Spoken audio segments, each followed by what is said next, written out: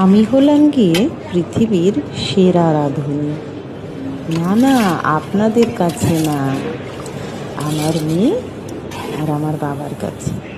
বিরিয়ানি রান্নাটা ওদের বক্তব্য অনুযায়ী আমি নাকি খুব ভালো রান্না করি।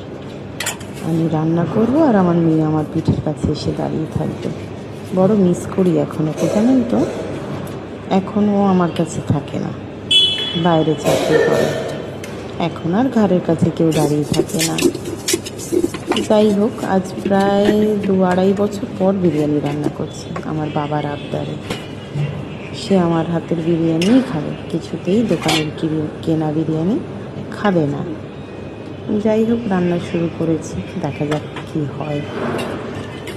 বাবা আবার চিকেন একদম পছন্দ করে না, তার মুরগির মাংস পছন্দ না, তার পাঁঠার মাংসই চাই।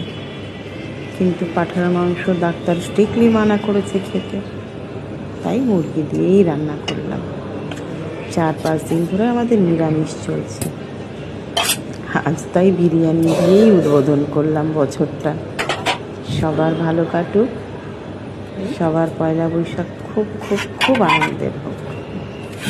সবাই সুস্থ থাকো, ভালো থাকো। ফটাফট চলো বিরিয়ানি এবার খেতে দিয়ে দিই, রান্না হয়েই গেল গল্প করতে করতে।